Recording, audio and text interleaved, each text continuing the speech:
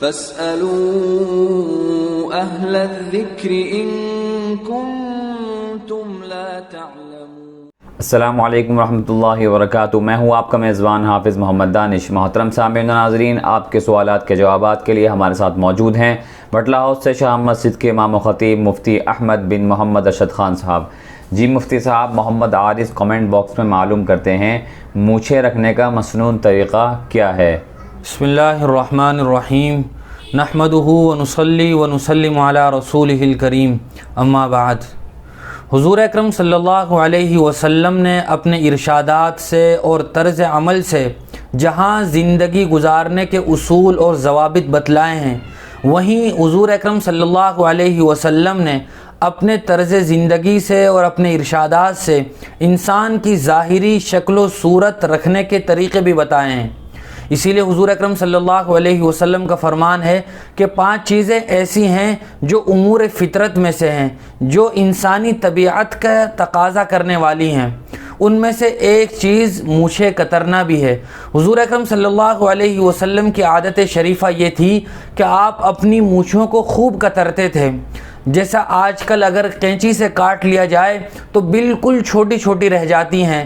جو ایسا محسوس ہو دیکھنے میں کہ انہیں مونڈ دیا گیا ہو، جیسے سر کے بال کو بالکل گنجا کر دیا جاتا ہے، اس طرح محسوس ہونے لگیں، اس قدر کتر دیا جائے۔ یہ حضور اکرم صلی اللہ علیہ وسلم کی عام عادت شریفہ تھی۔ اور ایک حدیث میں حضور اکرم صلی اللہ علیہ وسلم نے ارشاد فرمایا کہ داڑھی کو بڑھاؤ، مونچھوں کو کترواؤ۔ اسی لیے مونچھ کو اتنا لمبا کر لینا کہ اوپر کے ہونٹ سے آگے بڑھ جائے، اور اتنا بڑھ جائے کہ کھانا کھاتے ہوئے یا پانی پیتے ہوئے کھانے پینے کے سامان میں ہماری مونچھ لگنے لگے، یہ مکروہ ہے، اور اتنی لمبی مونچھ رکھنا یہ درست نہیں ہے۔ لہذا مسنون طریقے کے مطابق مونچھ رکھی جائے، یہی اصل طریقہ ہے۔ حافظ فرید احمد اجمیر سے کمنٹ باکس میں معلوم کرتے ہیں گاڑی یا سواری چلاتے ہوئے تلاوت کرنا اور تلاوت کرتے ہوئے کسی کو سلام کرنا یا سلام کا جواب دینا کیسا ہے، اور کیا اشارے سے سلام کا جواب دیا جا سکتا ہے یا نہیں؟ انسانی زندگی کا جتنا زیادہ حصہ اللہ تبارک و تعالیٰ کے ذکر میں اور اللہ تبارک و تعالیٰ کو یاد کرنے میں گزر جائے گا، دنیا اور آخرت میں وہ لمحات انسان کے قیمتی لمحات ہوں گے۔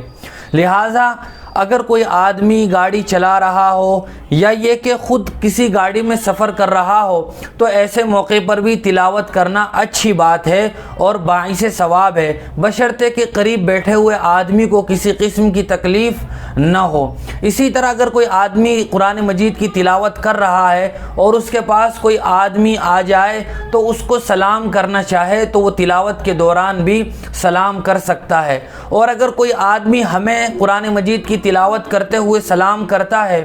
تو تلاوت کے دوران سلام کا جواب دینا یہ واجب اور ضروری نہیں ہے۔ اگر نہیں دیا تو گناہ نہیں ہوگا، لیکن اگر تلاوت کے دوران ہی تلاوت تھوڑی دیر کے لیے بند کر کے سلام کا جواب دے دیا جائے تو بھی گنجائش ہے۔ اسی طرح اگر کوئی آدمی گاڑی چلا رہا ہے، ڈرائیو کر رہا ہے، اسی دوران کسی دوسرے گاڑی چلانے والے نے سلام کیا تو ہمارے لیے اشارے سے سلام کا جواب دے دینا جائز ہے، بلکہ بہتر ہے، لیکن صرف گردن نہ ہلائی جائے بلکہ اشارے کے ساتھ ساتھ زبان سے وعلیکم السلام ورحمۃ اللہ وبرکاتہ کے الفاظ بھی ادا کیے جائیں، صرف گردن نہ ہلائی جائے۔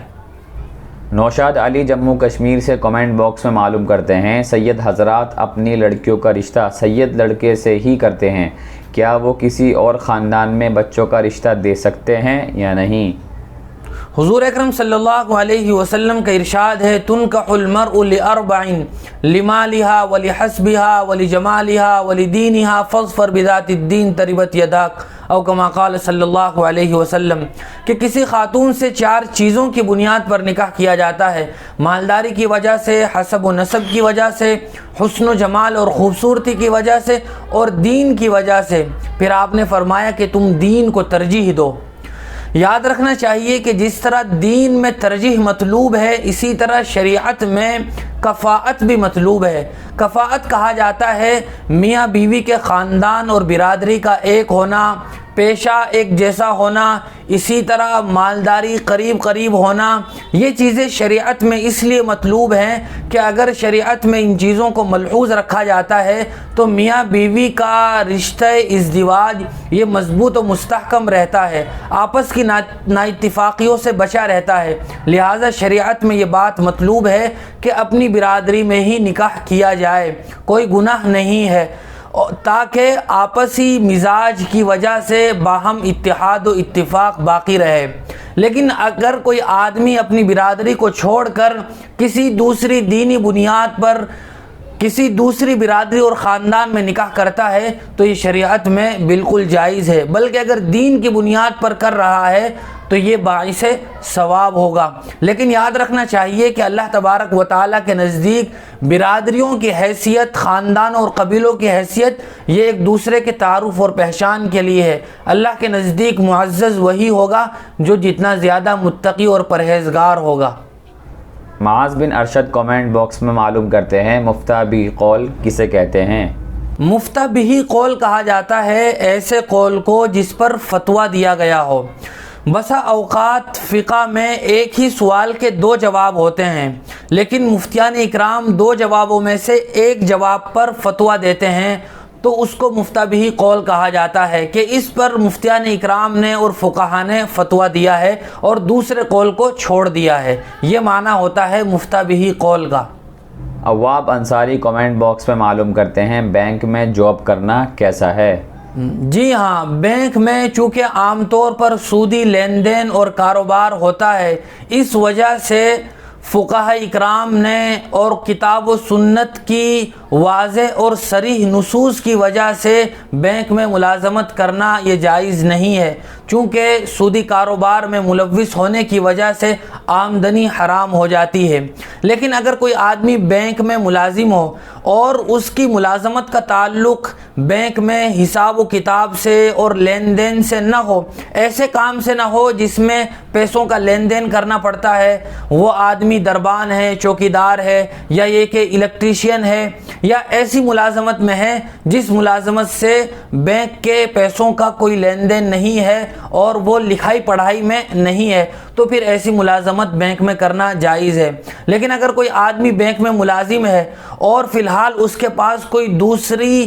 آمدنی کا کوئی ذریعہ معاش موجود نہیں ہے تو اسے بینک میں ملازم رہتے ہوئے دوسری اپنی ملازمت حلال کاروبار کی تلاش میں رہنا چاہیے۔ جیسے ہی اس کا حلال کاروبار اور ذریعہ معاش حلال مل جائے، اسے بینک کی ملازمت چھوڑ کے اپنے آپ کو اس گناہ سے اور اس حرام آمدنی سے بچا لینا چاہیے۔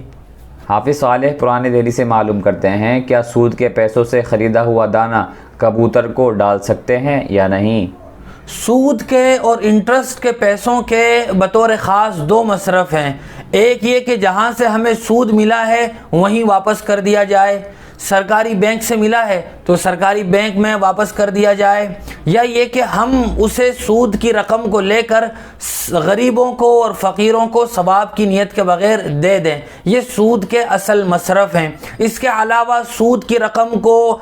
باتھ روم وغیرہ میں استعمال کرنا، چاہے مسجد کے باتھ روم ہو، یا اسی طرح رشوت میں دینا، یا اسی طرح پرندوں کو دانے خرید کر ڈالنا، یہ جائز نہیں ہے۔ اس کے علاوہ پرندوں کو حلال کمائی سے اپنے پیسوں سے دانا خرید کر ڈالا جائے تو یہ صدقے کا ثواب ہے۔ حضور اکرم صلی اللہ علیہ وسلم کی احادیث میں بھی اس طرف اشارات ملتے ہیں۔ ابوالکلام رحمانی شیخو پورہ سے معلوم کرتے ہیں قبرستان کی زمین پر دکان بنا کر کرایہ پر دینا اور آمدنی قبرستان کے فنڈ میں جمع کرنا کیسا ہے؟ قبرستان کی زمین یہ مردوں کی تدفین کے لیے وقف ہوتی ہے۔ قبرستان کی زمین کو اس کے علاوہ دوسرے کسی مقصد میں استعمال کرنا یہ جائز نہیں ہے۔ مذکورہ سوال میں قبرستان کے پاس جگہ ہے، زمین ہے، اس میں دکانیں بنا کر کرائے پہ دے دینا، پھر اسی کرائے کو قبرستان ہی کے فنڈ میں جمع کر دینا بھی جائز نہیں ہے، چونکہ قبرستان کی زمین یہ مردوں کی تدفین کے لیے وقف ہوتی ہے، اور وقف کا یہ ضابطہ ہے کہ جس چیز کے لیے جو چیز وقف کی جاتی ہے اسی چیز میں اسے استعمال کرنا یہ ضروری ہوتا ہے۔ ایک صاحب کا سوال ہے شادی سے 2-4 روز پہلے دلہے کو گیت گا کر جو ہلدی لگائی جاتی ہے شریعت میں اس کا کیا حکم ہے؟ جی ہاں، اگر دلہا خود ہی یا کسی اور دوسرے مرد سے ہلدی وغیرہ یا کوئی بھی ایسی چیز جو بدن کی صاف صفائی کا ذریعہ ہو شادی سے پہلے یا جب چاہے استعمال کر سکتا ہے، لیکن ہمارے یہاں عام طور پر ہلدی لگانے کا جو پروگرام اور جو ایک فیشن چل پڑا ہے وہ طریقہ جائز نہیں ہے، چونکہ اس میں مرد و زن کا، عورتوں کا اور مردوں کا اختلاط ہوتا ہے، پھر اس کے علاوہ دوسری بھی ایسی ناجائز حرکات کا صدور ہوتا ہے جو شریعت اسلامیہ کی روح سے جائز نہیں ہے۔ لہذا اگر کوئی آدمی، کوئی دلہا تنہا یا کسی دوسرے مرد کے ذریعے سے ہلدی لگوا لے تو اس میں کوئی قباحت اور برائی نہیں ہے، لیکن موجودہ جو طریقہ ہلدی کا مستقل پروگرام کر کے جو کیا جاتا ہے وہ شریعت کی نظر میں درست نہیں ہے، لہذا اس سے بچنا اور احتراز کرنا چاہیے۔ سلیم اکمل صاحب کامنٹ باکس میں معلوم کرتے ہیں، ایک شخص نے گاؤں کا تالاب کچھ مدت کے لیے اپنے نام کروا رکھا ہے اور اس میں مچھلیاں پالتا ہے اور گاؤں والوں کو مچھلیاں پکڑنے سے منع کرتا ہے، اب اس تالاب کی مچھلیاں پکڑنا اور کھانا کیسا ہے؟ جی ہاں، عام طور پر ایسا ہوتا ہے کہ گاؤں دیہات وغیرہ میں جو تالاب ہوتے ہیں وہ سرکار کے انڈر میں ہوتے ہیں، سرکار سال مہینے کے لیے یا کئی سالوں کے لیے کسی آدمی کے ہاتھوں ٹھیکے پر دے دیتی ہے، تو جو آدمی اس کو پیسے ادا کر کے سرکار سے ٹھیکے پر لے لیتا ہے، جتنی مدت کے لیے بھی لے لے، اب وہ اس کے ماتحت ہوتا ہے، اب وہ اپنے پیسوں سے اس میں مچھی ڈالتا ہے اور ان کو پالتا ہے، کاروبار کرتا ہے، تو اس کی اجازت کے بغیر کسی آدمی کے لیے اس میں سے مچھلیاں پکڑنا اور ان کو کھانا پکانا یہ جائز نہیں ہوگا، چونکہ جتنی مدت کے لیے اس نے سرکار کے پاس رقم جمع کروا دی ہے اتنی مدت تک کے لیے یہ تالاب اس آدمی کے انڈر میں ہے، اس آدمی کے پاس ٹھیکے پر ہے، دوسرے کے لیے اس میں سے مچھلی پکڑنا یہ جائز نہیں ہوگا۔ محترم سامعین و ناظرین، گزشتہ روز جو سوال آپ سے پوچھا گیا تھا کہ آپ صلی اللہ علیہ وسلم ہجرت کر کے جب مدینہ منورہ پہنچے تو وہاں دو قبیلے آباد تھے، نمبر ایک اوس اور دوسرا خزرج، جنہوں نے صحیح جواب ہمارے کامنٹ باکس میں دیے ہیں، ان کے نام آپ کے سامنے پیش ہیں۔ فراہیم حسینی، راشد انور بن محمد مجاہد، معین اسلام بن مولانا دلاور حسین ریاوی، عمران فریدی، ارشد علی بٹلہ ہاؤس، صادق ملک۔ اور آج کا سوال آپ کے لیے یہ ہے کہ قرآن مجید میں آپ صلی اللہ علیہ وسلم کے معراج کا تذکرہ کون سے پارے میں ہے؟ جواب ہمارے کامنٹ باکس میں ضرور دیں، صحیح جواب دینے والوں کے نام آئندہ ویڈیو میں بتائے جائیں گے۔ اسی طرح کی مزید مسائل کی جانکاری کے لیے آپ اپنا سوال ہمارے کامنٹ باکس میں لکھیں، ہمارے دار ارقم یوٹیوب چینل کو سبسکرائب کریں، ویڈیو کی نوٹیفیکیشن کے لیے بیل آئیکن کو دبائیں، ویڈیو کو لائک کریں، صدقہ جاریہ کی نیت سے ویڈیو کو شیئر بھی کریں، اور اسی طرح اپنے سوال اور جواب ہم تک پہنچاتے رہیں۔ جزاک اللہ۔